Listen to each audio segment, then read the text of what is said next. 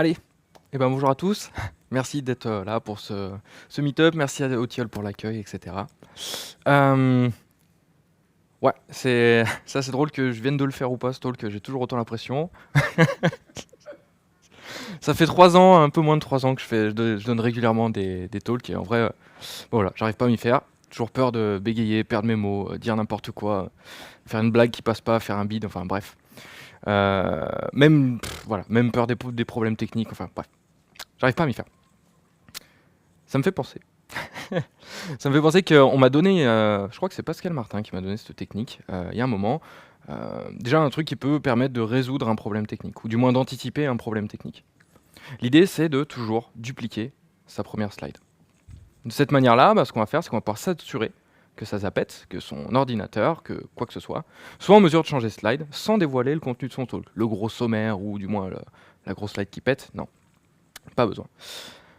Donc voilà, de cette manière, voilà, moi je vais le faire, je l'ai fait ici. Donc j'ai 2 slides. Et puis moi je me suis assuré sur mon écran que ça changeait bien de slide, et vous, vous n'y voyez que du feu. Ok, donc aujourd'hui ce qu'on va faire, c'est qu'on va parler ensemble d'Elasticsearch, ou plutôt de son moteur, Apache Lucene. Et on va voir comment il est en mesure de dénicher le sens qui va se trouver dans les textes. Et d'attribuer un score de corrélation en fonction de la concordance, ou du moins de l'importance de la concordance des sens entre plusieurs textes. Voilà. Ça sera la première partie. Et puis dans la deuxième partie de ce talk, on verra comment on est capable de nettoyer les textes qui sont écrits par des humains, parce qu'on écrit très mal, avec beaucoup de bruit, de manière à ce que la machine comprenne mieux notre texte et donc ait des scores un maximum pertinents. Ok, donc ça commence bien, ça fait 2 minutes 57 que je vous parle et je vous ai déjà menti, voilà, mais restez s'il vous plaît, c'est pour la bonne cause. À vrai dire, en fait, les deux premières slides ne sont pas littéralement identiques. La seconde, celle-ci, est un tout petit peu plus claire que la première. Donc là, voilà, on est sur la première, et là, on est sur la seconde. Et pour vous et votre super cerveau d'humain, eh ben, c'est sensiblement la même chose. Ça représente la même chose, c'est-à-dire 2 personnes qui se trouvent dans les vignes. Voilà, avec une qui est plus claire que l'autre. Cependant, pour un ordinateur, il n'y a pas un pixel qui est pareil. Pour lui, il est un peu aveugle vis-à-vis de tout ça au niveau du sens et il se rend pas compte que c'est les mêmes images. Pour lui, ce sont 2 images qui sont complètement différentes. Donc cet exemple, je le trouve super intéressant, c'est pour ça que je me suis permis de vous mentir, justement pour démontrer la différence entre notre super cerveau d'humain et le cerveau d'un ordinateur qui est un peu plus brut de décoffrage et qui est dénué tout simplement d'interprétation. Voilà. Donc, je ne vais pas trop perdre de temps, je vais me présenter. Moi, c'est Mathias, je suis développeur ou plutôt consultant chez les Tilleuls. Développeur back, je fais du PHP, je travaille beaucoup autour de Symfony. Si vous utilisez Symfony depuis la version 5, une grande chance que vous serviez de mon travail, donc c'est cool. Et puis, j'aime bien faire des conférences et parler de certaines choses. Et j'aime aussi comprendre comment les choses se comportent vraiment. Qu'est-ce qu'il y a sous le capot. C'est pour ça que je suis allé voir sous le capot d'Elasticsearch. Et ce que j'ai trouvé, c'était assez ouf. C'est pour ça que je suis devant vous en train d'en parler aujourd'hui et j'espère que ça vous plaira aussi. Donc j'ai écrit ici, moi c'est Mathias. Très bien, mais j'aurais pu tout à fait écrire « Je m'appelle Mathias ». Pour vous et votre super cerveau d'humain, c'est la même chose. Une personne qui se présente devant vous et qui s'appelle Mathias. Vous avez retenu mon prénom, c'est bon? Ok. Mais pour un ordinateur, finalement, ce sont 2 choses qui sont fondamentalement différentes. Encore une fois, ou plutôt je vais faire une petite digression, pour stocker de l'information, un ordinateur va stocker ça dans des bits, des 0 et des 1. Et pour que nous, on soit en mesure de les lire plus simplement, ce qu'on fait, c'est qu'on les regroupe par paquet de 4, ce qui nous fait 16 valeurs différentes possibles, et on leur attribue un caractère. Donc on va aller de 0 à 9, et puis une fois qu'on a dépassé 9, vu qu'on n'a plus de chiffres, on va les piocher dans l'alphabet, donc finalement on va de 0 à F. Ça, vous avez certainement déjà vu ça, c'est le code hexadécimal. Voilà, on compte en base 16 ici. Ok, donc voici les 2 phrases, moi c'est Mathias et je m'appelle Mathias, qui sont écrites en hexadécimal cette fois-ci. Donc en étant encodées avec le char 7 UTF-8. C'est pas très important, mais voilà, c'est un petit détail. Donc ce qu'on remarque, si on regarde ces 2 chaînes en hexadécimal, c'est que les 2 trucs d'en bas, finalement c'est Mathias et c'est identique. Donc on arrive à repérer quand même une similarité. Cependant, les 2 premières chaînes, donc celle du haut de caractère hexadécimal, là pour repérer que c'est quelqu'un qui se présente, franchement bon courage. Et c'est un peu ce que voit l'ordinateur, finalement. Et donc, c'est encore un bel exemple qui permet de montrer l'ampleur de la tâche et à quel point ça va être compliqué pour Apache Lucene et donc Elasticsearch de dénicher le sens dans une simple chaîne de caractères, une simple chaîne d'octets, finalement. Donc voilà. Bon, je vous rassure, on utilisera de l'alphabet à partir de maintenant, parce que moi non plus, je ne lis pas couramment l'hexadécimal. Donc on va parler d'Elasticsearch ensemble, mais d'abord, rappelons dans les grandes lignes ce qu'il fait. Hein. Donc, quand on recherche quelque chose dans Elasticsearch, quand on fait une recherche dite full text, Elasticsearch va aller chercher dans sa base de données tous les documents qui correspondent à peu près, il va les renvoyer, triés par ordre de pertinence. Voilà. Donc ici, si on recherche comment quitter Vim, vous l'avez déjà tapé, c'est certain. Voilà. On se rend bien compte que le salon du vigneron indépendant, il n'a pas beaucoup de sens. Il ne va pas vous aider à quitter Vim. C'est impossible. Enfin, peut-être, mais moi, j'y crois pas une seule seconde. D'où le score peu élevé, même inférieur à 1. D'accord ? Deuxième document, cette fois-ci, quitter son emploi avec rupture conventionnelle. Bon, bah là, on a la notion de quitter qui concorde, donc c'est pour ça qu'on pourrait avoir un score un petit peu plus élevé. Encore une fois, ce sont que des suppositions. Troisième document, Vim pour les nuls. Bon, bah, on a encore une fois qu'une notion qui match, celle de Vim plutôt que celle de quitter, mais Vim c'est moins commun. Hein. Donc on pourrait lui donner un score encore plus élevé parce que finalement il est un peu plus cohérent. Et puis dernier document, impossible de quitter Vim. Là on a la notion de quitter, on a la notion de Vim, on a les deux notions qui nous intéressent, et c'est pour ça qu'on pourrait avoir le score le plus élevé. Ok, donc là on a fait un peu le travail d'Apache Lucene nous-mêmes, on a dit en fonction de ce qu'on estimait, en termes de concordance de sens, on a attribué un score un petit peu au doigt mouillé. Ok. Donc ce qu'on va voir maintenant, c'est cette mécanique, ou plutôt la fonction mathématique qui se cache derrière, et qui va attribuer les scores. Et on va la décortiquer ensemble. Donc c'est parti, désolé c'est jeudi, mais on va quand même faire des maths. Voici Okapi BM25, donc c'est l'équation qui est utilisée par Apache Lucene pour attribuer des scores. Problème, en vrai même moi je la comprends pas complètement. Elle est trop complexe à décortiquer et à vulgariser, donc ce qu'on va faire plutôt, c'est qu'on va prendre une ancienne version, une équation plus vieille qui était utilisée par Lucene, et on va décortiquer donc cette équation-là. Et en fait, finalement, l'ancienne version, elle reprend les mêmes concepts de base que Okapi BM25. Donc si on a compris l'ancienne version, ou du moins les clés, on aura les clés pour comprendre les rudiments de cette équation aussi. Voilà, on aura compris un peu dans les grandes lignes ce qu'il faut pour attribuer un score en termes de concordance de sens pour deux textes. Ok, donc deuxième équation, beaucoup plus simple cette fois-ci. Voilà. Je ne sais pas trop quoi rajouter, si ce n'est qu'elle est... Non, elle n'est pas vraiment plus simple, c'est un mensonge. Donc, en vrai, vous allez voir que c'est pas si compliqué que ça, au final. Quand on décortique chacun des éléments de manière indépendante et en recherchant tous les concepts et les clés qu'il y a derrière, ben vous allez voir que cette équation, on est tous en mesure de la comprendre assez rapidement. Donc, déjà, qu'est-ce qu'elle veut dire? Alors, S de DQ, ça veut dire, voilà, le score d'un document... Oui, voilà. Le score d'un document pour une requête donnée, il est calculé de cette manière-là. Donc, ce qu'on va faire, c'est qu'on va parcourir chaque mot de la requête. C'est ce que sigma veut dire. Et pour chaque mot de la requête, on va multiplier TF, term frequency, par l'inverse document frequency. Et le résultat de cette somme, on le multipliera par un facteur de coordination. Pareil, on y reviendra un petit peu ensemble plus tard. Mais dans les grandes lignes, c'est ça. Donc, on peut simplifier cette équation comme ça, ou du moins l'écriture. Et ça, vous l'avez peut-être déjà vu sur Internet. Moi, c'est comme ça que je l'ai découverte en tout cas. Donc, S égale sigma de TF fois IDF, le tout par C. Voilà. Donc c'est cool, c'est plus digeste, mais on n'a toujours rien compris, je suis bien d'accord, et c'est pour ça qu'on va se pencher sur chacun de ces éléments de manière indépendante. Avant, je voudrais juste qu'on soit sur la même longueur d'onde en termes de sigles mathématiques, et notamment au niveau de sigma. Donc on va prendre un petit exemple, on recherche Vim pour les nuls, et on va exploser le sigma, pour voir ce que ça donne. Et donc, sigma, ce que ça donne, sigma de TF par IDF, ça donne TF de Vim fois IDF de Vim, plus TF de pour, fois IDF de pour, etc., etc., pour tous les termes de la requête. Donc sigma, ça permet juste de rendre l'écriture plus compacte, mais aussi indépendante des termes qui la composent, donc c'est quand même super pratique. Ok, super. Donc allons-y. Cette fois-ci, on rentre dans le détail, et on commence par parler de term frequency. Donc le term frequency, c'est l'élément de base de calcul de la pertinence d'un document vis-à-vis d'une requête donnée. Et en fait, quand on cherche la valeur de TF pour un mot donné, ça revient à se demander si ce mot il apparaît souvent dans le document. Et ça paraît logique, hein, plus un mot apparaît souvent dans un document, un mot de la recherche, plus il y a de chances que ce mot il soit en corrélation et que la recherche soit en corrélation. Ça paraît assez logique. Alors, comment on traduit ça avec des outils mathématiques? Donc ça, on l'a vu, c'est une portion de l'équation qu'on a vue tout à l'heure. Donc TF d'un mot T, c'est la racine carrée de du nombre d'occurrences du mot T dans le document D, tout simplement. En fait, on compte le nombre de fois que le mot T apparaît dans un document D, tout simplement. Et ensuite, donc, ce que j'ai dit, voilà, on applique une racine carrée. Ça, c'est pour des soucis de normalisation, c'est pour éviter que les scores ils explosent. On les contient et voilà, ça permet d'avoir des scores qui sont un petit peu plus cohérents et plus gradués, quoi, en quelque sorte. Mais si on oublie les soucis de normalisation, hein, grosso modo, TF de T, c'est le nombre d'occurrences du mot T dans un document D. Terminé. Aussi simple que ça. Donc ça, c'est cool. Donc on va prendre un exemple quand même, histoire de s'assurer que tout le monde ait bien compris. Et cet exemple, il va nous suivre tout au long de ce talk. Donc on dispose d'une base de données assez orientée développeur avec des documents. Surtout pas mal Vim, visiblement. Donc on a Vim et Nano la comparaison, et puis un autre document développé avec Vim, introduction pour développeurs débutants, et puis on a plein d'autres documents. Okay, mais j'en ai juste listé 2 sur lesquels on se concentrera.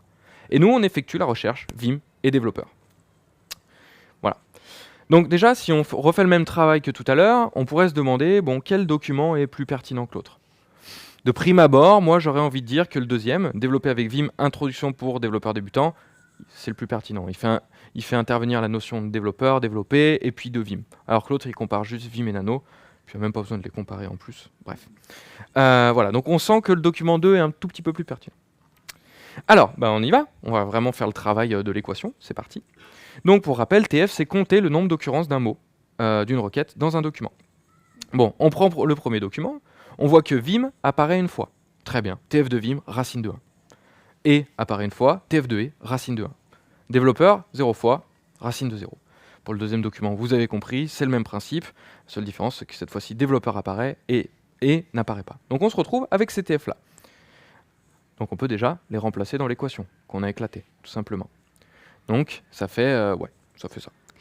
Or, on peut déjà faire une toute petite simplification. Hein. Racine de 1, ça vaut 1. Racine de 0, ça vaut 0. Donc on peut se retrouver avec ça. Donc déjà, voilà. Le score du premier document, c'est 1 fois IDF de Vim plus IDF de E. Et puis le tout par C. Et le deuxième, 1 fois IDF de Vim plus 1 fois IDF de développeur, cette fois-ci, le tout par C. Super, on a déjà bien avancé, franchement. Maintenant, il nous reste à trouver les autres inconnus, à savoir les différents inverse document frequency et différents coordination factors. Justement, inverse document frequency. Alors, chercher l'IDF d'un mot, c'est grosso modo chercher si ce mot il est pertinent pour notre recherche. Ça paraît un peu abstrait, mais en gros, on sent bien que le mot Vim, il est plus intéressant pour nous que le mot E, en vrai. Il a beau matcher, on sent bien qu'il porte plus de sens en fait. Et justement, c'est ce que IDF va tenter de faire transparaître. Vous allez voir, c'est très malin. Alors, IDF, c'est un tout petit peu plus velu, ça fait un peu plus peur au départ, mais vous allez voir, c'est pas si compliqué que ça. En gros, IDF pour un mot T, c'est 1 plus le logarithme du nombre total de documents de la base de données, divisé par le nombre de documents de la base de données qui contient ce mot T. Bon, alors, je vous le dis tout de suite, 1 plus logarithme, c'est pour des soucis de normalisation, encore une fois. Et le plus 1 en bas, c'est juste pour la division par 0. On le connaît bien, cette petite astuce, c'est assez pratique. Mais en gros, on peut simplifier ça comme ça, à nouveau. Donc, IDF d'un mot T, c'est le nombre total de documents d'une base de données divisé par le nombre de documents de la base de données qui contient le mot T. Et donc, si... On va prendre un petit exemple, mais en gros, ça sert à lisser les mots qui apparaissent souvent. Si on prend le mot le, il y a de grandes chances qu'il apparaisse dans beaucoup de documents de la base de données.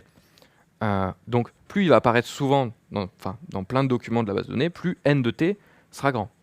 Donc, plus la division sera importante, plus IDF sera petit. Et c'est comme ça qu'on arrive à lisser les mots qui apparaissent souvent et leur donner moins d'importance.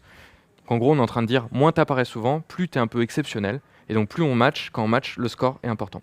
Je trouve ça super malin. Voilà. Vous allez voir que ça joue beaucoup. Alors, on n'a pas listé tous les documents de notre base de données, donc on va faire un peu comme la dernière fois, on va supposer nos IDF ensemble. Donc IDF de Vim, bon Vim c'est quand même pas très commun, on va mettre 1.7. IDF de E, là pour le coup, ouais, c'est un mot de liaison, il y en a beaucoup, donc possiblement il pourrait avoir un IDF qui est inférieur à 1 même, il ferait tomber le score, c'est possible. Et IDF de développeur, voilà, il est assez commun, plus commun que Vim, moins commun que E. On va le mettre un peu entre les deux. Encore une fois, c'est à la louche, mais ça permet de se rendre un petit peu compte. Ok, donc si on reprend nos équations de tout à l'heure et qu'on remplace, on se retrouve avec ça. Donc on a pour le premier document 2,5 fois le facteur de coordination et le deuxième document 3 fois le facteur de coordination. Et là déjà on se rend compte que notre intuition du fait que le deuxième document était plus corrélé à la recherche que le premier, ça commence à apparaître. Et pourtant c'est bizarre, on a 2 mots qui matchent en haut, 2 mots qui matchent en bas. Et bien justement, le « et » il a fait tomber un peu le score, tandis que le développeur, il a continué à faire augmenter le score. Donc voilà, là on voit bien le rôle d'IDF. Bon, il ne reste plus qu'à trouver C, puis on a terminé avec les maths. Allez, on tient bon. C pour Coordination Factor. Donc, ça c'est simple, hein. Le Coordination Factor, il est là pour valoriser les documents avec le plus haut pourcentage du mot de la requête, des mots qui sont présents dans la requête. Comme c'est écrit là, ce sera mieux. Il vaut mieux lire ça.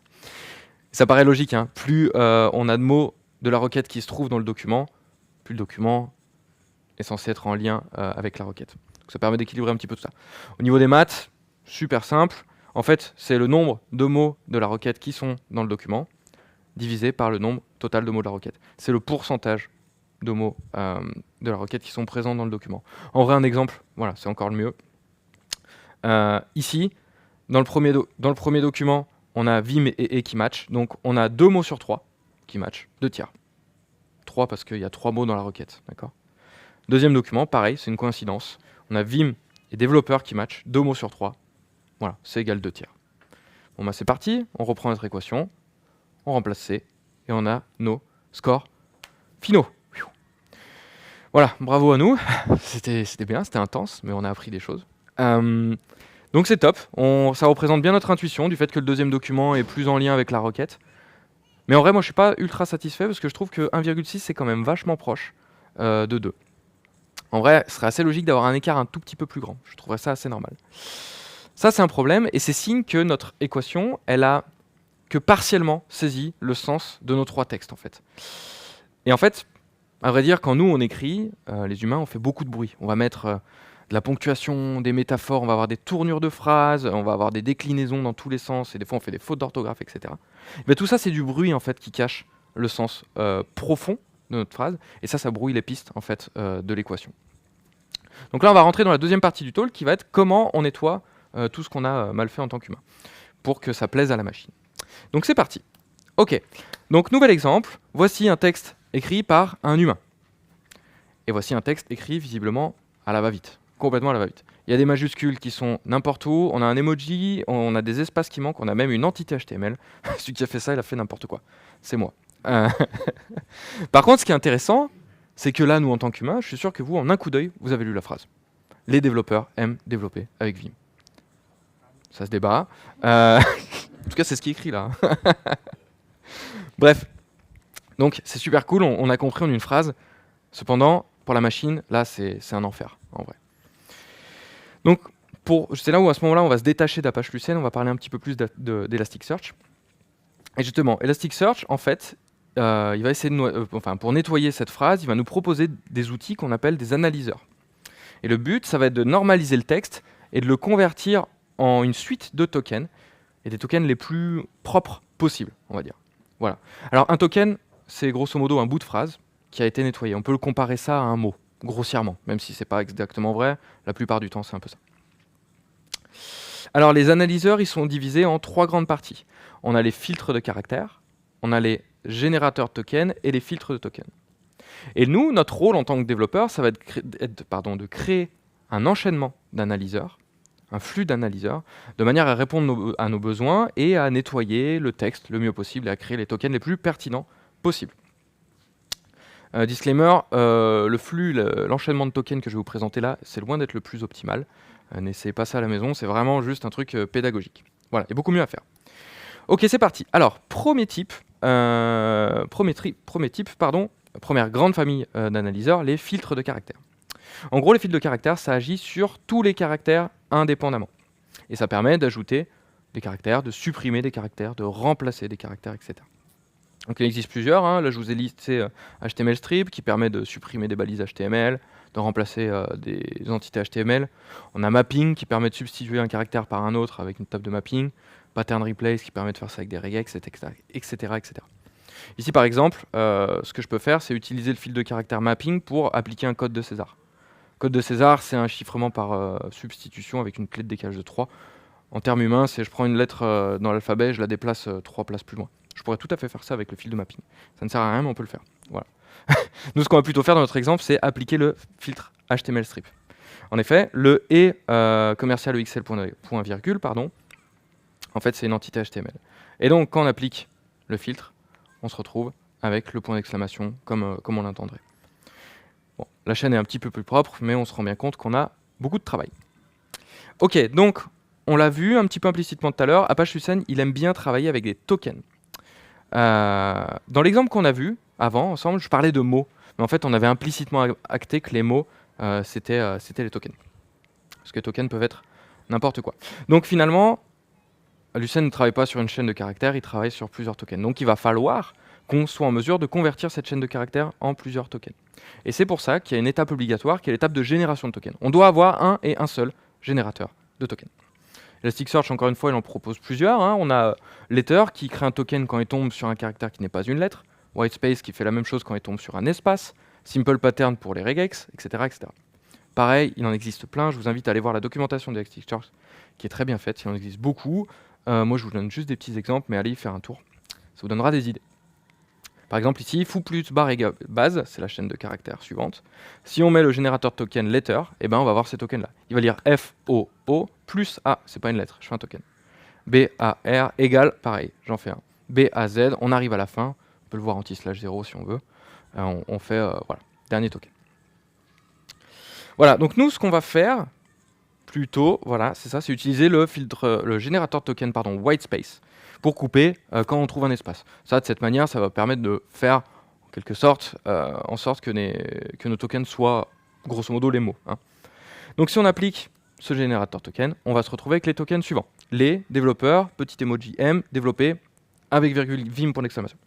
Donc c'est pas mal, c'est pas parfait, mais on va régler ça juste après. Dernière catégorie, les filtres de tokens.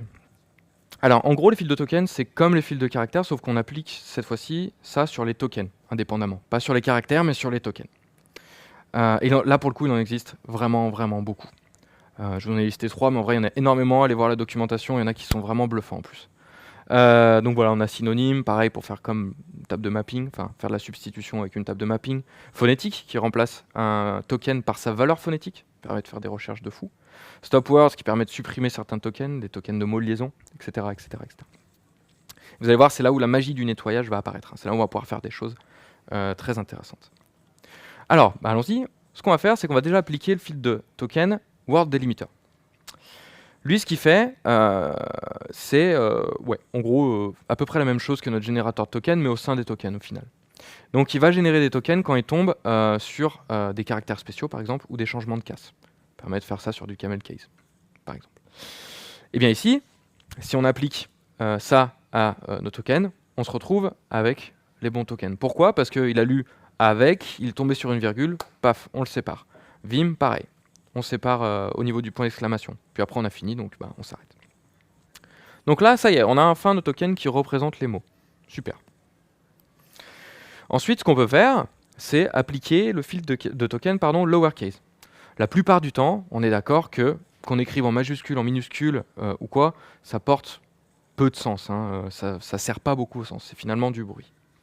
Et nous, ce qu'on veut, pour faciliter au maximum le calcul du score, c'est normaliser au maximum ce texte. Enlever le bruit. On enlève le bruit, on enlève les majuscules. Hop, terminé. Donc, ça nous donne les tokens que vous pourriez vous attendre, bien entendu. C'est pareil. Les développeurs aiment développer avec Vim, mais tout en minuscule. Voilà, ça donne ça. Ensuite, vous vous souvenez de la mécanique, ou du moins le but d'IDF, qui était de faire peser le moins possible les mots qui venaient souvent, comme justement les mots de liaison ou quoi. Et bien StopWord, il a un peu le même but, sauf qu'il est un petit peu plus bourrin. En gros, StopWord, il a des dictionnaires à lui, qui existent dans plusieurs langues. Il existe ça en français, en anglais, etc. Et ce dictionnaire, c'est le dictionnaire des mots de liaison. Et en fait, quand il va tomber sur un mot de liaison, plutôt que de mettre un petit IDF, lui, il le supprime directement. Il dit, toi, tu m'intéresses pas, je veux pas que tu pèses dans le score pour un sou. Voilà. Donc, finalement, si on applique StopWords, on va se retrouver à supprimer les tokens les et les tokens avec. On va se retrouver développeur M, développer Vim. Là, on perd des tokens, mais on se rend compte qu'on n'a pas tant perdu le sens que ça. On se rapproche juste du sens un petit peu plus profond. C'est un peu l'idée. Parce qu'on a gardé, finalement, les tokens qui portent vraiment le sens au final. Ok, donc notre emoji, il est joli, il rend super bien sur les slides, il est tout mignon, mais en vrai pour la machine, c'est un enfer, c'est un caractère spécial pour elle. Elle comprend pas du tout. Et c'est pour ça qu'on va utiliser le filtre de token synonyme pour transformer notre petit emoji en sa valeur textuelle. Pour ça, on va utiliser la table de mapping créée par nos amis de Jolicode, qui permet en fait de convertir les emojis en leur valeur textuelle. Et de cette manière-là, voilà, on se retrouve avec développeur, aimer, développer, Vim. Ça permet de faire un truc super intéressant, c'est que si on tape aimer dans notre barre de recherche, on peut potentiellement tomber sur les résultats avec l'emoji. Et inversement, on peut chercher avec des emojis si on veut. Si on est bien kikou, quoi, comme il faut. Dérapé, complet. Ok, top. Dernier filtre de token dont j'aurais aimé vous parler, qui est pour moi le plus intéressant, c'est le stemmer en fait. Stemmer un mot, c'est grosso modo réduire ce mot à sa racine. Voilà. Et ça va permettre de faire matcher tous les variants d'un mot. Finalement, quand on recherche développeur, développeuse, développé, développement ou que sais-je, on va chercher quelque chose qui est relatif à la même racine, au développement. Hein. Et bien le stemmer, c'est ce qu'il va faire, justement. Si on l'applique, on se retrouve avec ça. On va se retrouver avec develop, m, develop, vim. Donc développeur et développé, c'est redevenu le même token, parce que ça porte le même sens profond, la même étymologie, la même racine. Voilà. Donc, le stemmer utilise un algorithme de stemming. Je vous ai mis ici un petit lien si vous voulez faire joujou avec, pour tester en direct ce que peut appliquer, le résultat de l'algo du stemming de Porter, en l'occurrence. Je crois que c'est celui qui est par défaut sur Elasticsearch, je suis pas sûr, mais bon, voilà. Donc allez jouer et voir ce que ça peut faire au niveau des mots, c'est assez intéressant. Voilà. Et donc on se retrouve avec ça. Super. Donc finalement, si on prend un peu de recul, on avait cette phrase un petit peu cracra, les développeurs aiment développer avec Vim, où nous on arrivait à la lire, mais c'était un enfer pour la machine, et ça donnait les tokens développe, aime, développe, Vim. En vrai, au niveau du sens, on est quand même assez proche. Hein. Sauf que là, pour la machine, ça va être super. On reprend notre exemple du départ. Donc on avait Vim et développeur en recherche, Vim et nano la comparaison qui était à 1.6 et développé avec Vim introduction pour développeurs débutants qui était à 2. Et on avait supposé que l'écart trop faible était à cause du bruit. Très bien. Alors je vous l'avais masqué. On avait masqué la notion de token, mais en gros, là je vous ai mis entre accolades les différents tokens. On avait Vim et développeur, etc. Et ça donnait les équations suivantes. Hein. Donc bon, je ne vais pas vous les refaire, mais vous avez compris l'idée. C'est ce qu'on avait fait. Et bien maintenant, si on applique le flux qu'on a créé ensemble, et ben voilà les tokens qu'on a. On a, pour Vim et développeur, on a Vim développe. Pour Vim et nano, la comparaison, on a Vim nano compare. Et Vim, développeur, développe, Vim introduit, développe, débute. On voit bien qu'on est encore proche du sens, c'est bien, mais on a enlevé un max de bruit au final. Et ça donne les équations suivantes. On regarde donc, premier document, Vim match, donc racine de 1 fois IDF de Vim, donc on avait supposé 1.7, il y a un mot sur 2 qui match, voilà, par 1,2. Deuxième document, développe, Vim, une fois, pareil, 1 fois 1,7, et développe, il y est 2 fois maintenant. Racine de 2 fois l'IDF. Et là, il y a 100% des mots qui matchent, donc coordination factor de 1. Et donc là, on se retrouve cette fois-ci avec un écart qui est beaucoup plus intéressant.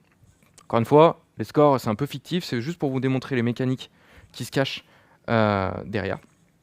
Donc voilà, j'ai fait le tour de grandes notions que je voulais vous montrer. Ça faisait peut-être un peu mal, je l'entends bien, mais je trouvais ça super intéressant. J'ai survolé un max de trucs, j'ai fait certainement plein de raccourcis, mais l'idée, c'est que vous compreniez la mécanique de base qui permet, en fait, et c'est ça qui est fou, à une machine, juste avec des maths, de dénicher le sens d'un texte. Et le texte, c'est juste une suite de caractères. Donc moi, je trouve ça vraiment génial. Voilà, merci pour votre attention. Allez suivre tous ces gens, c'est cool. Tous ceux qui ont permis ça ce soir. Et voilà. Merci beaucoup, au revoir.